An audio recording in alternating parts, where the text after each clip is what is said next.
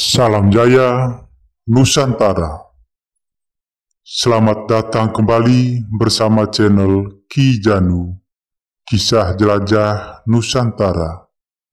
Jangan lupa dukung channel ini dengan cara subscribe, like, share, dan aktifkan lonceng notifikasi. Kekuasaan perempuan Nusantara. Kisah Jelajah Nusantara kali ini akan melihat kepemimpinan perempuan di Nusantara. Jika dunia seperti Amerika Serikat baru akhir abad 19 ramai memperbincangkan kesetaraan gender, sedangkan di Nusantara kesamaan hak dan peran kaum perempuan dalam kepemimpinan publik sudah terbiasa. Tahun 1920, Amerika getol bicara hak pilih perempuan, sedangkan kita di Nusantara sudah biasa menerima perempuan menjadi pemimpin. Dalam praktik sosial Nusantara, tidak menolak perempuan menjadi pemimpin.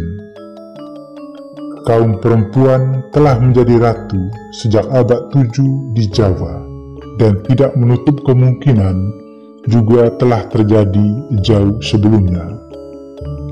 Bahkan di Tanah Minang, kekuasaan perempuan menguasai sistem kemasyarakatan dan melahirkan garis keturunan dari pihak ibu atau matriarki.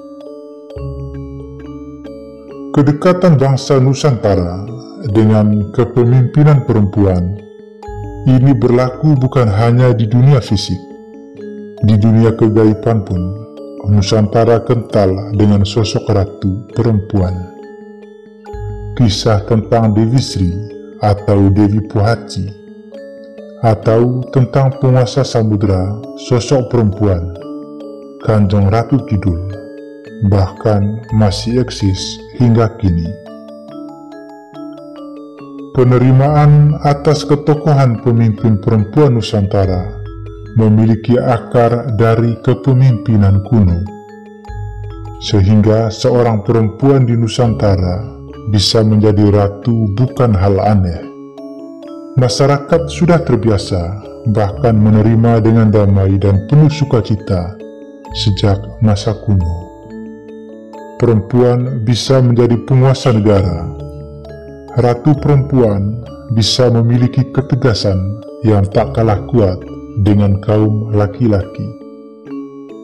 Ratu perempuan yang kuat dan tersohor sebagai ratu adil dan tegas itu disebutkan bergelar Ratu Sima yang tegas dan adil.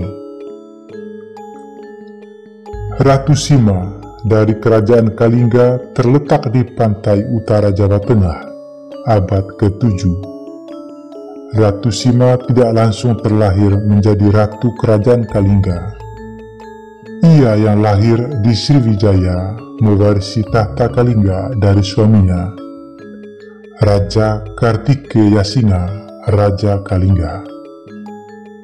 Saat sang raja meninggal, sang ratu naik tahta kerajaan Kalingga dengan gelar Sri Maharani Mahisa Suramardini Satyaputi Keswara.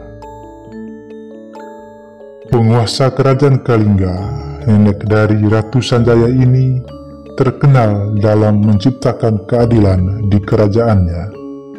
Ia dikenal hingga mancanegara. Ratu Sima juga dikenal dengan Dewi Vasuwari. Dalam masa kepemimpinannya, ia dikenal sebagai sosok yang tegas, penuh wibawa, juga berlaku adil. Rakyat di bawah kepemimpinannya tentram dan berkecukupan. Saat diperintah Ratu Sima, kerajaan Kalingga memiliki kemajuan dalam perdagangan, ekonomi, pertanian, bahkan militer, serta agama yang diakui hingga mancanegara. Bukti majunya perdagangan kerajaan Kalingga itu adalah pada saat itu Kalingga telah memiliki relasi perdagangan kuat dengan Kekaisaran Cina.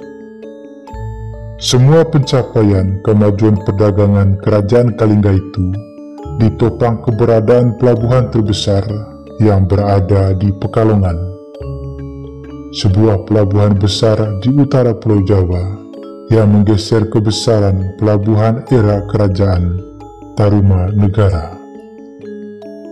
Beberapa jejak kekuasaan Ratu Sima dapat diketahui dari batu-batu prasasti kuno dan kisah lisan yang turun-temurun masih diceritakan. Namun ternyata bukan hanya kerjasama dengan Kekaisaran Cina, Kalingga juga bekerja sama dengan Khalifah Turki Utsmani. Bukti kerjasama internasional Ratu Sima dengan Turki Utsmani itu ada dalam surat-surat Ratu Sima dari Kerajaan Kalingga dengan Khalifah Turki Utsmani, disebutkan masih tersimpan di Perpustakaan Leiden Belanda hingga saat ini. Bisa jadi inilah cara lain leluhur Nusantara menyimpan arsipnya. Di antara beberapa jejak, keberadaan Ratu Sima dan Kerajaan Kalingga di antaranya prasasti Tukmas di lereng barat Gunung Merapi terkait pesan tentang hubungan manusia dengan dewa-dewa Hindu. Prasasti Sojomerto ditemukan di desa Sojomerto, Jawa Tengah, berisi silsilah keluarga Dapunta Sailendra sebagai tokoh pencetus Kerajaan Kalingga. Candi Angin ditemukan di Kecamatan Keling, Kabupaten Jepara. Candi Bubrah di Desa Tempur, Jepara juga. Situs Puncak Songolikur, Gunung Muria. Beberapa situs lain di Jawa Tengah dan Jogja terkait warisan Kerajaan Medang in Mataram sebagai penerus Kerajaan Kalingga. Kisah ini sebagai sebatas penanda jejak keberadaan Nusantara, agar kita tidak lupa akan sejarah leluhur Nusantara. Terang mengetahui kisah di masa lalu dapat menjadi penerang masa depan menuju kejayaan Nusantara.